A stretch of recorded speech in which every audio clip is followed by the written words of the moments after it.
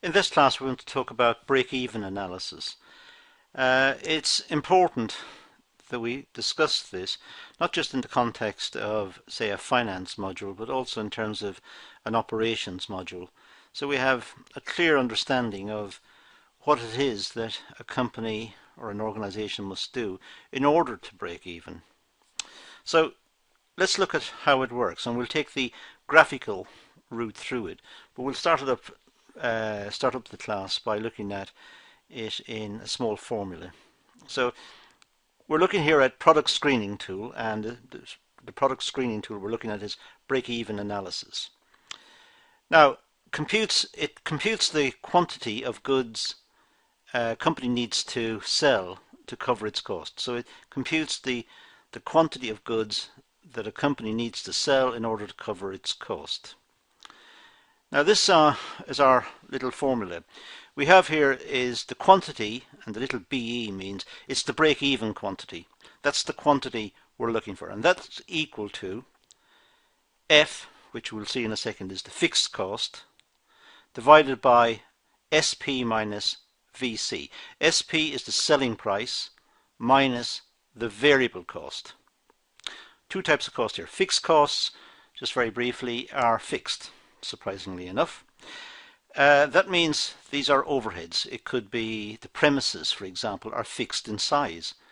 The company can produce a lot or nothing, but the overheads, the fixed costs, remain. So the fixed costs must be covered. So the overheads, the office space, the production system, whatever it is, these are overheads and they're fixed. They're fixed costs, so they must be covered. The selling price, well, that's simply what is sold, the product is sold for in the market, minus the variable cost. Well, the variable cost is the cost per unit of the good made. So, for example, variable costs would be the amount of raw material that goes to make the product, or the amount of labor that goes to make the product. Because clearly, the more products we make, the more raw material we require.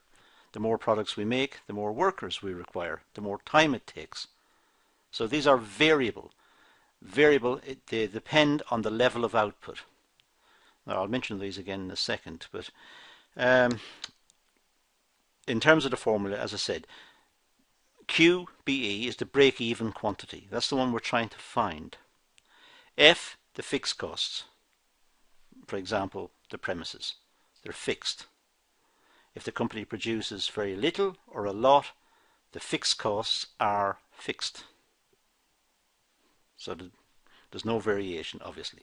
The selling price is the selling price per unit of the product in the market. And the VC is the variable cost.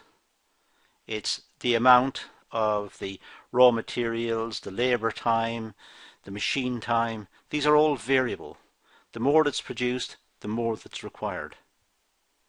So variable costs. Now if we look at this in terms of a diagram, on the vertical axis we're going to put costs and revenue, and on the horizontal axis we'll put output. So the first one is the revenue. Well, the revenue for the business depends on the output. The more that's sold at a given price, the greater the revenue. So if the company sells 1, it'll be 1 times the price. That's the revenue.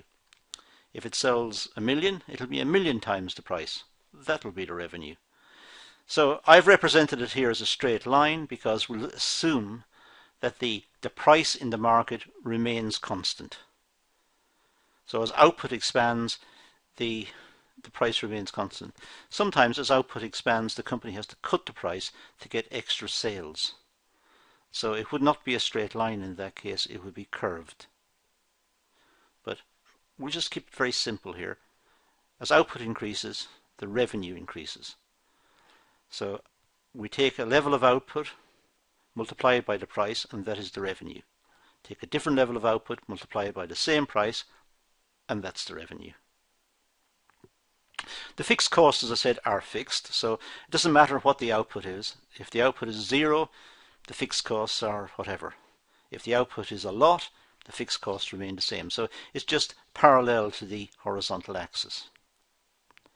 The variable costs do change as output changes. The variable costs, more workers are required, more machines, more raw materials, whatever. So as output increases, we need more inputs. So these costs are variable. They depend on the level of output. Now, you'll remember that the total cost is equal to the fixed cost plus the variable costs. So total cost is fixed cost plus variable costs. So if we add these together, we'll get the total cost curve up at the top. So if we take, there's the total cost at this level of output, and that's made up from the fixed component plus the variable component. So we've got total cost at this level of output, the one I've just arbitrarily picked there. The total level of output is the fixed one plus the variable one. If I add the two together, I'll get the one with the star. I'll get up to the star as indicated there. What we're after, in fact, is where total cost equals total revenue. That's the break even. Break even is when revenue and costs are balanced. So that's the break even point. Now we can play around with the diagram. We can see what happens when we change certain factors. Like, for example, if we had reduced fixed costs, let's say we changed the premises, moved to a different location, so the costs were to fall. So we'd have a new fixed cost. If that was the case, then of course the total cost would fall as well. And as the total cost falls, the break even will move to the new break even. So we have to produce less in order to break even because fixed costs have fallen. As fixed costs fall, the break even moves to the left. It's at a lower level. We need to produce less in order to break even. Fixed costs have fallen. So that's our diagram.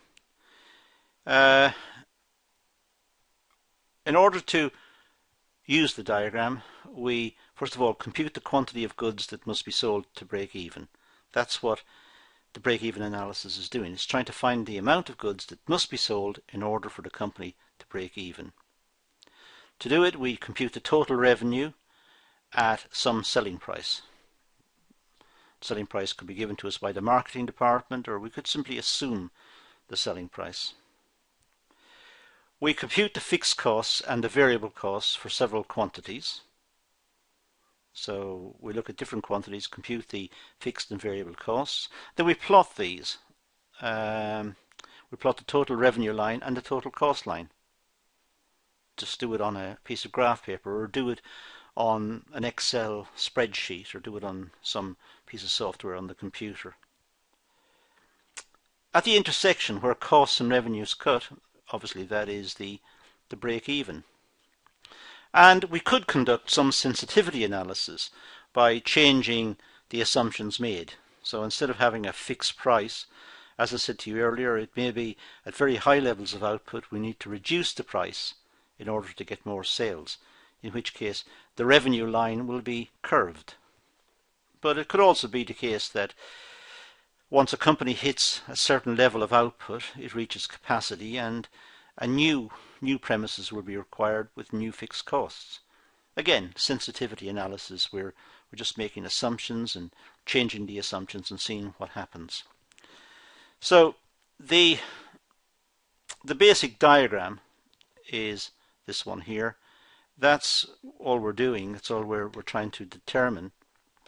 And we've put the cursor onto the screen for a moment. We've got the fixed costs, the variable costs, add the two together is the total cost, and here's our revenue, where the revenue and total cost intersect. That's break even. And sensitivity is when we change the fixed costs, we'd have a new line across. Variable costs may vary, may not be a straight line. We may get discounts when we buy more raw materials, for example, in which case the variable cost line will be curved as well. So we can accommodate all of this in the diagram, and we'll just have a more sophisticated looking diagram at the end. The one I've got here gets across the basic idea, gets across the essential points, and it's a very clean and neat diagram to deal with. And this is a short class. That's all I'm going to deal with in terms of break even. That's all we need to know on this topic. So thank you for watching.